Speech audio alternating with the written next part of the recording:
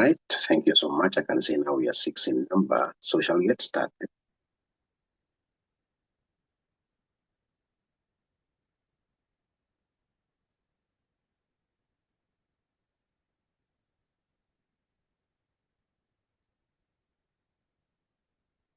And I want us to do this very question from lesson 25.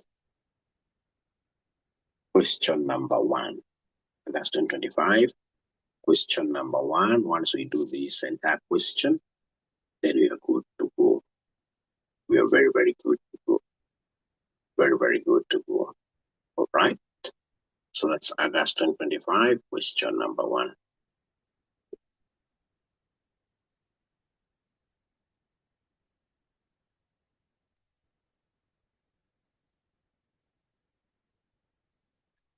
We shall not skip any theory. But I would want to know whether you guys, first of all, are able to hear me. Please confirm. Are you able to hear Mwalimu by mentioning Y for yes? Y for yes. Y for yes. For me to continue, if you're able to hear me, mention there Y for it. Thank you so much. Yeah, great. Thank you, great. All right. So then what are we told here? So in this very question, they want us to summarize 4 limitations of enterprise value multiples as used in equity investments valuation. Enterprise value method, does it have any disadvantages? Already we have seen how to do calculations here. So basically answering this question will not be a big thing really. One of the things that I know that I will never forget about this EV multiples. You see, EV multiples, ladies and gentlemen, we are depending on what here? Basically here, under the enterprise value, enterprise value or EV multiples. EV multiples. So basically here, the first disadvantage is that the model EV considers quantitative information only. It considers quantitative information only because you're getting this information from where information comes from financial statements. Financial statements, info. Quantitative information is monetary information. Ladies and gentlemen, you and I appreciate that it's not only the monetary parameters, monetary variables that run these organizations. These organizations, we need so many facets really for us to be able to overcome, especially in the future. And that is where we need, in this case here, it ignores qualitative information. That information that you cannot capture in terms of money, but it is really important, e.g., customer satisfaction.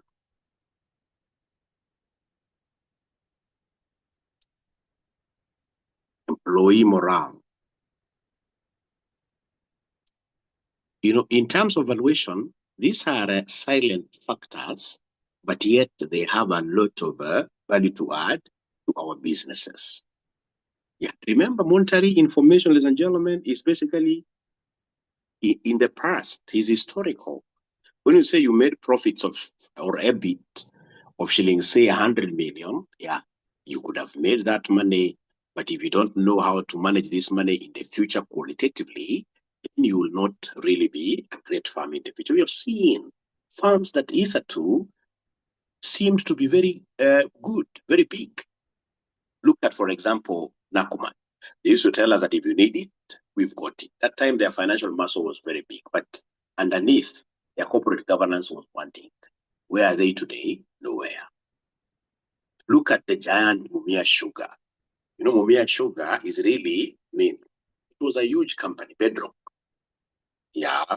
of economic performance of the Western region. Where is it today? On its knees, simply because qualitative factors were not ignored. The other day, I read somewhere some young lady was saying that you would rather, in this case here, be trying every day in a Mercedes Benz. And then, of course, inside my heart, I was saying that this girl must be very young.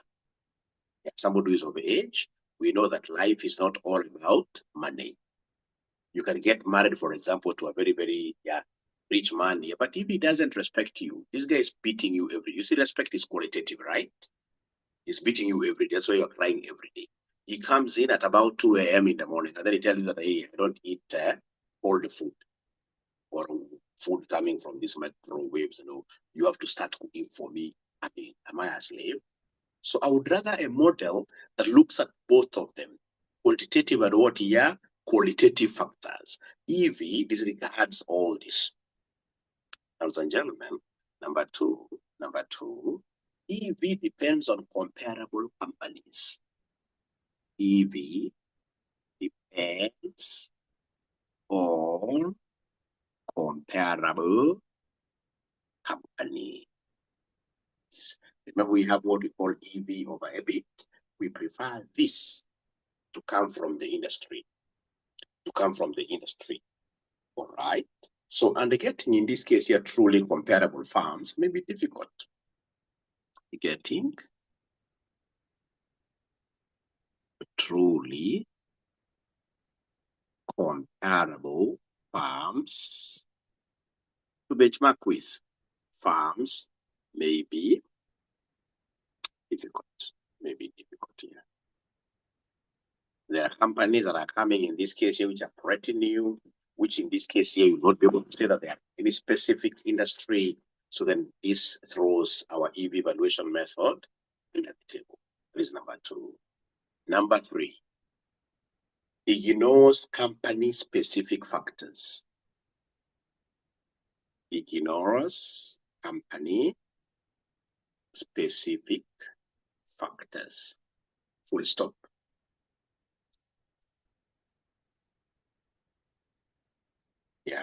Ignores company-specific factors. Very, very similar to what we captured up there, the qualitatives, very, very similar. EV multiples do not fully capture.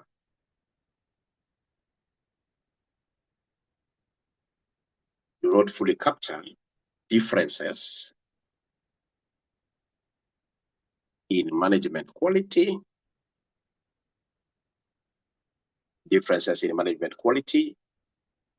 individual risk factors for each company, growth prospects. You see, like if it's a college like RCM, our growth prospects are really very huge.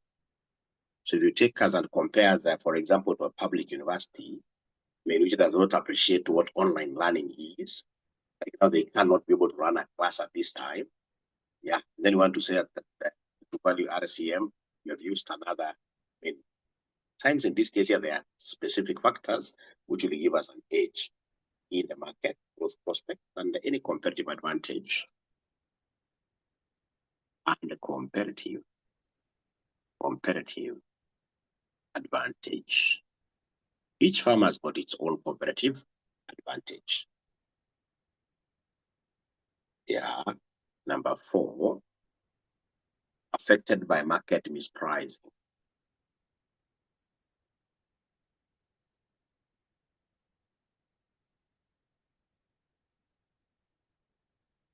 Affected by market mispricing.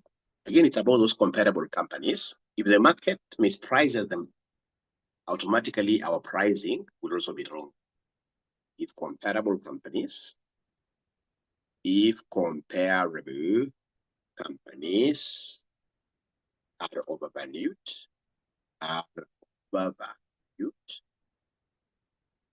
or undervalued,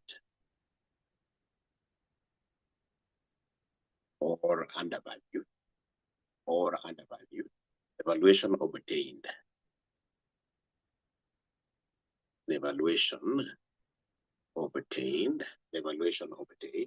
will also be misleading.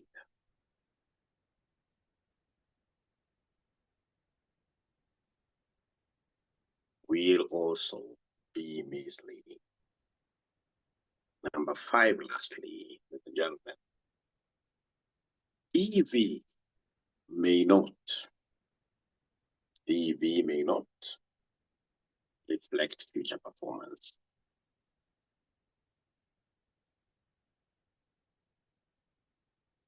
May not reflect future performance. EV largely depends on financial statements which are historical. And things are changing very fast in this world.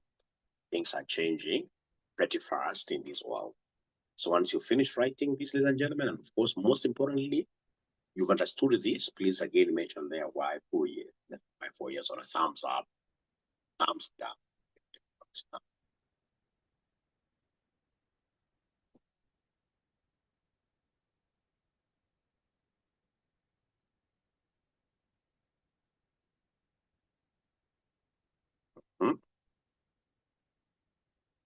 Finished.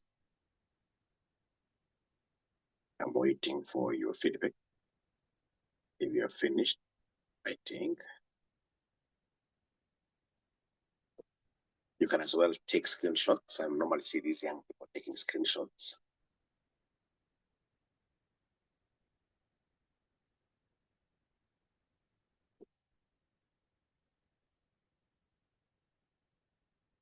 Right. So the yeses there, I believe it is a yes for everybody. I believe it is yes for everybody. I believe it is yes for everybody. I should be able to continue with part 2. So part 2 of this question, they wanted me to describe 3 roles of stock market diversity in relation to bringing this market to the equilibrium. So then first, it'll be very, very important for us to understand what stock market diversity is. Diversity means different. Yeah, having different types of investors. Like, for example, if it's our stock exchange here, we have people coming to buy or sell bonds, people coming to buy or sell, in this case here, ordinary shares, preference shares. We have now people coming in for derivatives, all right? And then, of course, in this case here, also having different types of what here, even you have different types of sellers. You also bring in different types of what here, buyers, retail buyers, individual buyers like that. When then you put all those dynamics together, different dynamics together, we say that you are exercising stock market what here, diversity or market diversity. So first of all, start by giving us a definition there. Stock market diversity is the presence of a wide variety of investors. Wide variety of investors, securities,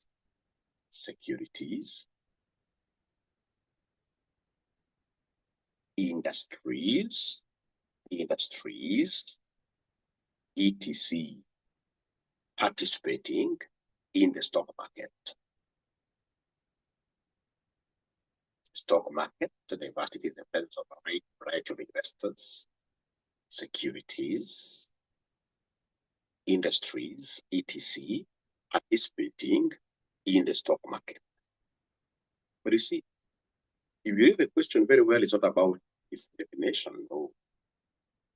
If you read this question very well, ladies and gentlemen, it's all about what here. Part B, describe 3 roles of stock market diversity in relation to equity market equilibrium. When you diversify like that, ladies and gentlemen, of course, we would want a market that is liquid.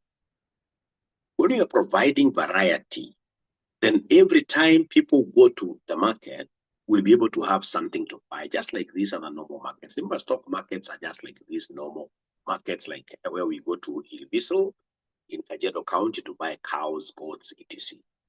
The more the stuff we have there, then automatically the more the money that will be circulating within what year, within the market year.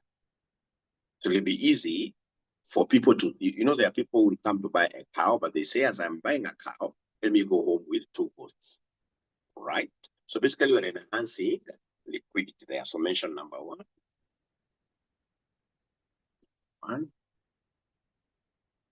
Roles or stock market diversity.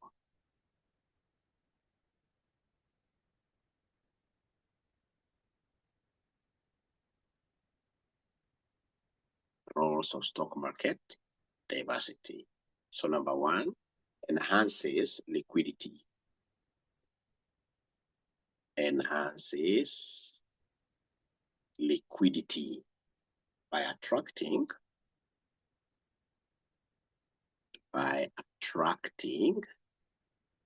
different types of investors. Different types of investors with diverse information,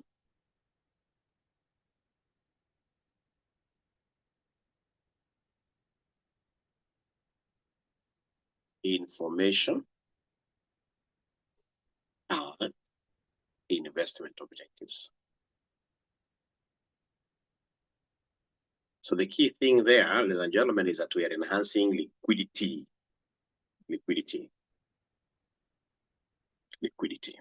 So liquidity just like water, water flows, So how money flows. There are illiquid assets. Like today, if you've got some land, I love land myself.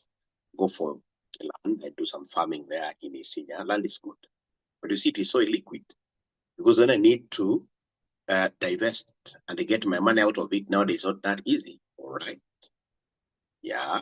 But once in this case here, we are talking of these shares and have brought in a given number of many of what here, these investors, then the market will be liquid. That's number one. Number two, ladies and gentlemen, promotes market stability. Promotes market stability. Promotes market stability by spreading risk. By spreading risk among different participants.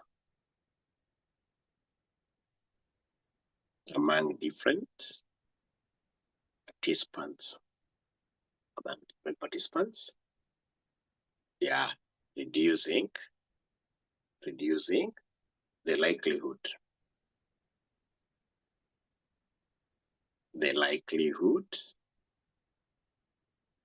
of extreme price movements. The key thing, ladies and gentlemen, once in this case, you've been able to diversify our stocks very well. We shall be having people who are coming to sell. We shall be having people in this case here who are coming to do what to buy. So we shall be able to reach that equilibrium. Equilibrium prices, of course, in this case, if you remember equilibrium prices, we have here supply, demand. Yeah, this equilibrium price here, it's quite hard for us to be moving out of this. You only get to move out of this if, for example, we have got very few stock items. You've got very few stock items, then now we shall not be having, in this case, enough buyers in the market. We want, in this case, here to hear that. For example, right now, our great president, in this case here, was able, through initial public offering, give us the Kenya pipeline shares. I mean, by now, if it was really a very active NSC bulls market, by now we should have rang another bell. We need so many companies, both public and private, getting to doing their business of selling securities at the stock exchange. If that happens, then automatically we shall have what we call market stability. Market stability. And then number three, ladies and gentlemen, of course, when we go for this diversity, it improves price discovery. If you don't take your cows to the market, then you'll not be able to know its true price. Yeah, and this becomes very good when we have, in this case, here, diverse stocks. Many things being taken on the market. it becomes very easy for you to be able to do what you discover the prices of your products. So improves price discovery since investors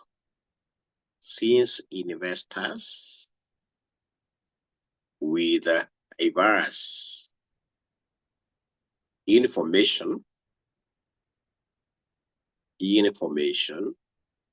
and opinions trade leading to more efficient prices. Nataka kujua inakwambia nasema ukweli kabisa, one day go to leading to efficient prices. If you go to physical market, unapata ng'ombe zimetoka Tanzania zinakuja kuuza pale. Wazee wa Masai wanakaa kando, wanapiga opinions kwanza sawa sawa. When they come back, they tell you this cow is 80,000. Ngoje baya mgani? Yeah, utasikia nasema 80, 82. By the end of the day, unaona siku itakupata hapo unauza. Yeah, improves price discovery. Since now we have many investors who are coming, who have diverse information and opinions, we'll be able to trade. Yeah, leading to more efficient prices. So then with your permission, ladies and gentlemen, I will be able straight away to go to the next question here, which was really easy.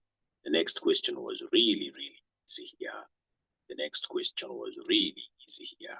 So this next question asked us the value of ordinary shares of Ziwa Limited required.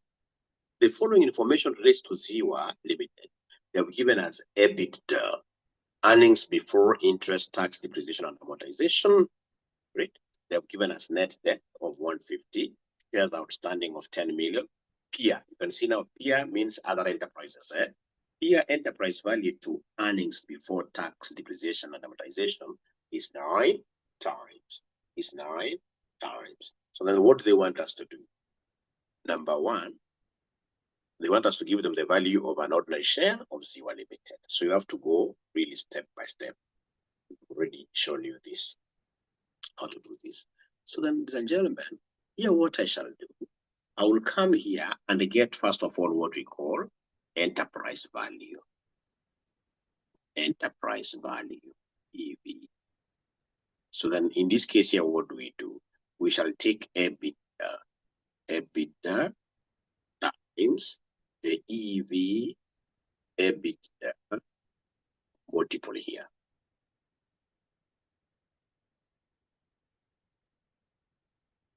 So fortunately, in this question, they gave us EBITDA directly. In this question, fortunately, they gave us EBITDA directly. Yeah. Other situations that only give you EBIT, it will be upon you to add back depreciation and amortization. Here they gave us EBITDA of this organization 100 and EV multiples of 9 coming from this. So 900. Once we get that, step number one, step number two, ladies and gentlemen, I'll be able to get what we call the equity value. Equity value. And if you remember very well, there is something very important that we discussed with ourselves in our last class. We said value, don't write this, value of a firm will basically be equal to, debt plus what here? Equity, generally. So when they tell me to give them equity value, then I will make, in this case here, this E the subject. So I will take the enterprise value that I got, which is value of a firm. I say minus what here? But you see, this debt must always be net of cash, because when we get cash and we've got debt holders, we pay them. All right? We pay them. However, ladies and gentlemen, for us, of course, we'll be able to talk of net debt here. You can talk of net debt. This should be net debt. Or you say plus cash. You can also say plus cash. But the two here, they're known as what here? Net debt. All right? Now, ladies and gentlemen, in this very case, once you have these two, there will always be those hidden liabilities. You see, like a preference share capital. And right here, preference share capital is a hidden liability. Is a hidden debt, especially when it is redeemable. Preference share capital, redeemable preference share capital, you have to redeem it. You have to pay it back. All right? And then, of course, we have what we call minority interests. These are third parties. You owe them. We have a debt. Though they don't call it directly, it's a debt. All right. So I've told you that at times you'll get these two here being called what here? Net what here? Net debt. Net debt. Very good. So then in this very case, they haven't given us a lot. To get equity value, I will take EV. The only thing they've given me there is net debt. So minus the net what here? So the EV that I got is 900. The net debt is 150. You come back here. The net debt. The net debt, you can see the net debt here is 150. It is 150. So then if you do it that way, you'll be able to get, ladies and gentlemen, a figure of what here? A figure of 750. Now this is the total equity. Now the last thing then will be to spread that figure to shares outstanding. So now go ahead and give us value, our ordinary share, the last step. Go ahead and give us value, our ordinary share. Value, our ordinary share. So it will be 750 outstanding shares there are 10, which gives us shillings 75 per share. Like that. Remember these shares, they're given here. You can see somewhere they have told us shares outstanding are 10 million. Almost finishing this question. I'm almost finishing this question. Yeah. But first, before I continue, I would want to get confirmations from yourselves that at least up to here, you guys are okay. You've been able to follow.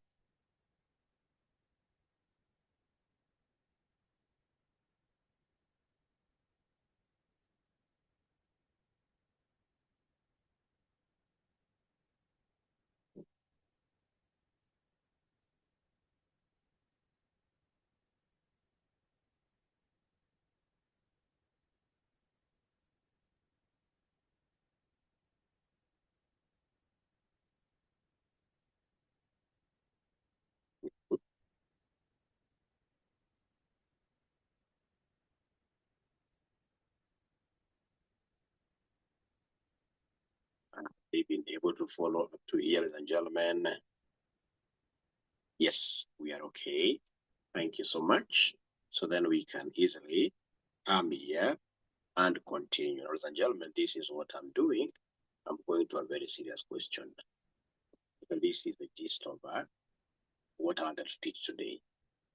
So a financial market has the following limit orders standing on its book for a particular stock. I can see the buyers, there are 4 of them there, bid size, limit price, offer, number of shares, offers are being offered thereby, sellers, EFG, 3 sellers. A trader, of course, traders are sellers, submits a day order to sell 1,000 shares at a limit price of 19.85. Assume that no more buy orders are submitted on that day to the trader submits his order. Yeah, so we have a trader, in this case, who was submitted to sell minimum 19.85. So then in this case here, then I will be looking at the other side of the mirror. There are buyers who are willing to buy his shares. Are they there? So you see now this column of offer size, the column of the sellers, is neither here nor. I will not use it at all. Because you see, these are sellers just like those other sellers. This seller has 1,000 shares, which he has offered to sell 19 point what year at 19.85. 19.85. Then in that case, what am I supposed to really do? Very easy question. Question somebody can even do with their eyes closed. With their eyes closed. With their very eyes and what here closed. So what are we supposed to do? It's very, very easy. So sure you must have this in your class, isn't it?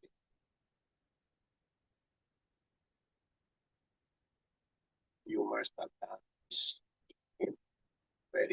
So I'm giving you a minute to think through the question so that when I do it, it will be 1 minute.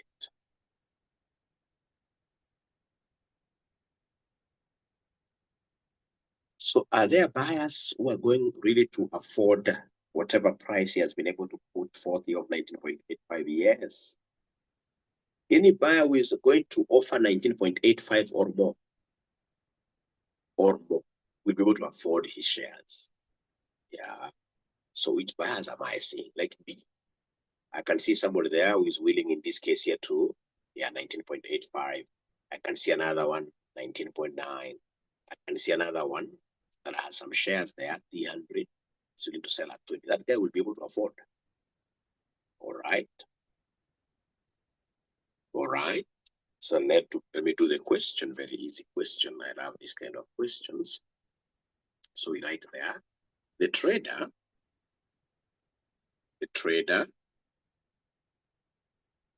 submits sell limit order for 1,000 shares at 19.85.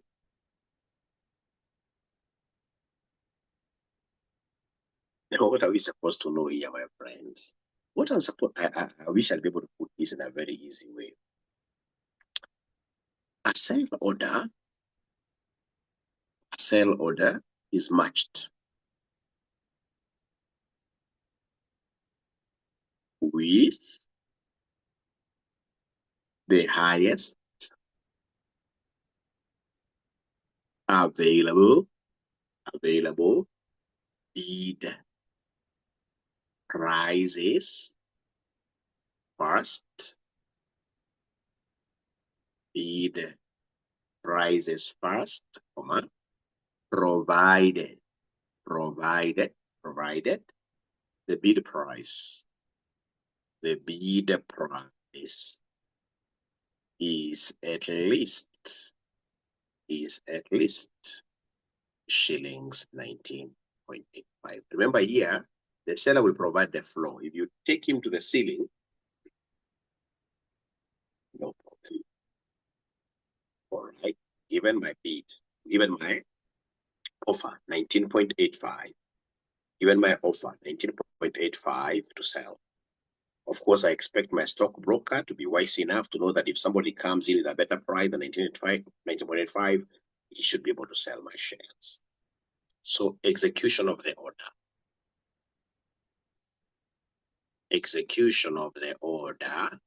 Yeah.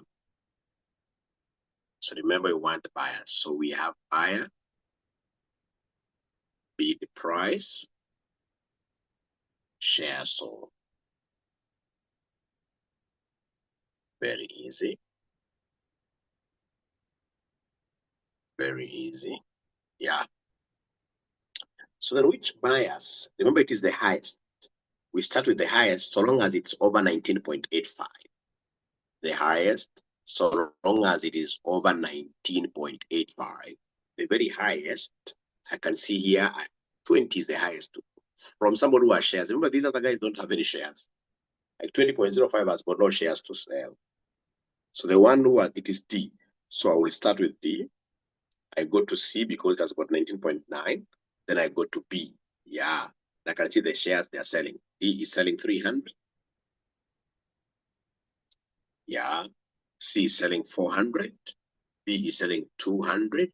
A, I will not give A nothing because A is providing 19.75. It's below my floor. My floor is 19.85. I cannot accept to go below 19.85.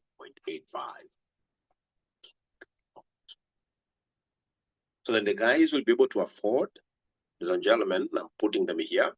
I can see buyer D is bidding to buy at 20 and he's going to sell me 300 shares. I can see C, he's bidding at 19.9, quite a good price. He's going to sell to me 400 shares. Then I can see B is willing, ladies and gentlemen, to sell to me at 18. So this is their floor. the lowest. Yeah, and he's willing to give me 200.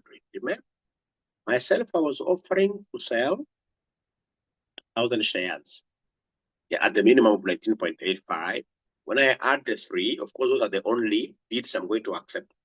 So in this case here, we'll end up selling 900 shares. The 100 shares will not be sold. Those ones will be left in my wallet. Let them stay there. I can only sell 900. So these are the total shares that will be executed. We say total shares executed. Total shares executed. And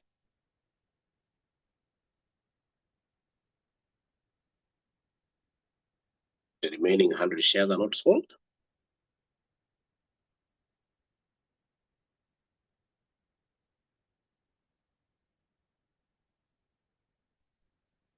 Are not sold.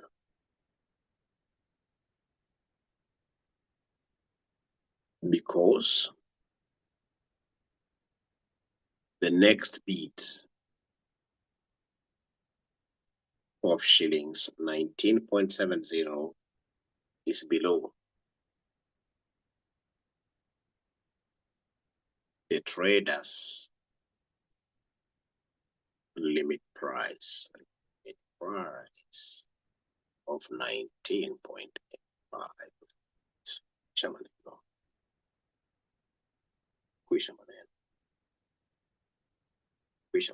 So we're able to answer this very question here.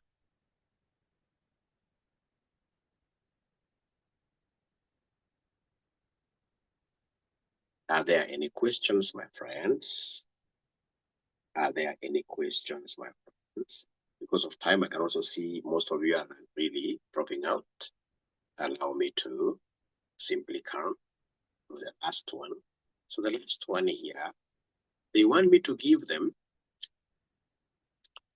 so the traders average trade what year size. From whatever we've been able to execute, we shall be able to get the traders average trade size that we shall be able to get. Very easy, very easy, very easy. So what I'll do out of this, you can see we have got there 3 buyers, call them 3 trades. Yeah. So we talk over number of separate trades.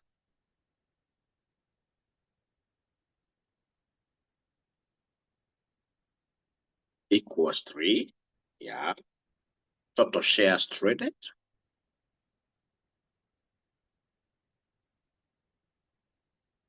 They are 900. And therefore, the average trade size will be 900 over 3.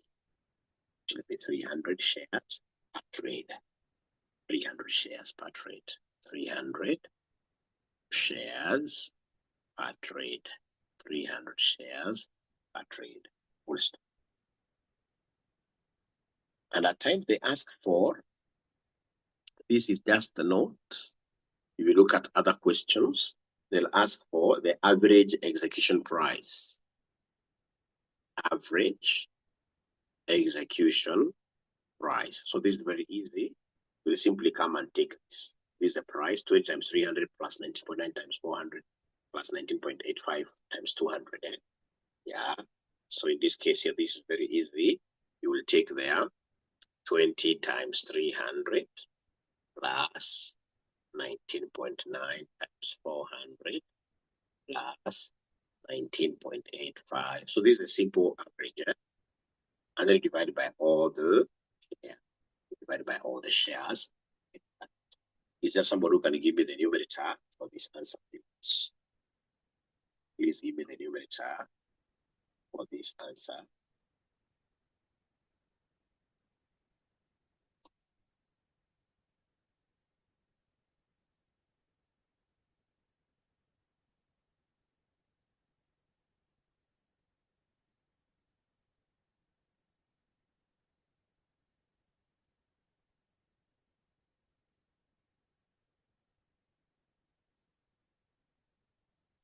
numerator answer. Somebody can give me the numerator answer, please.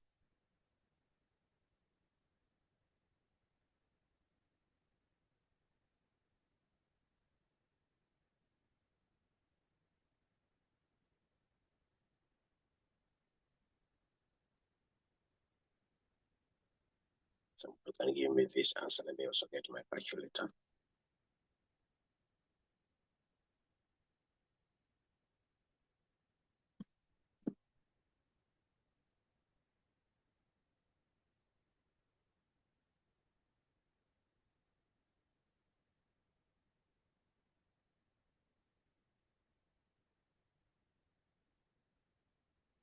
So we have here 20 times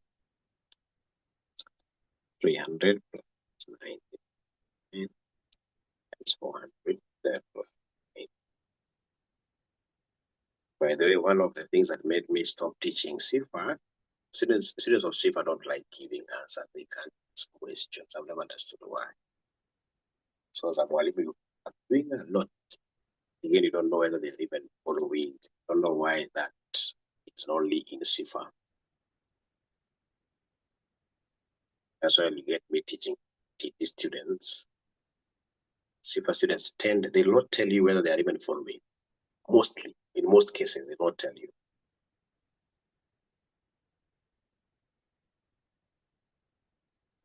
And you see, for us, our happiness is to have students who are following, but if they're not following, they're asking questions, they give you the clear answers.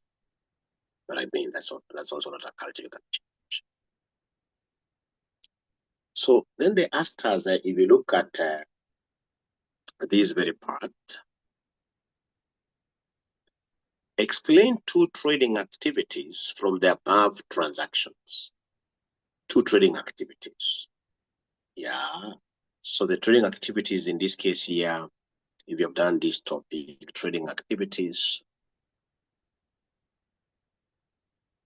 what have these people done?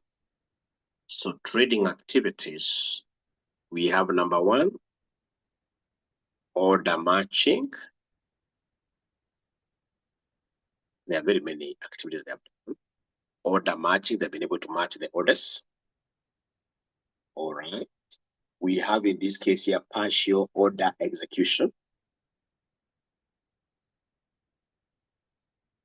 Partial order execution.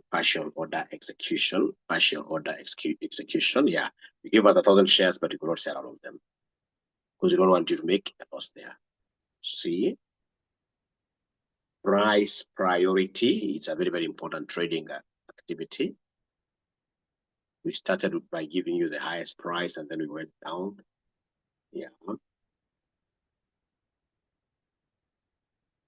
Those are enough trading activities. All right. So the students who are following this through YouTube, of course, we expect you to do what you to subscribe, as now we want to make CIFA very, very big course at RCM. So, ladies and gentlemen, we have finished this question. I hope you have been able to get something. See you later. Bye-bye.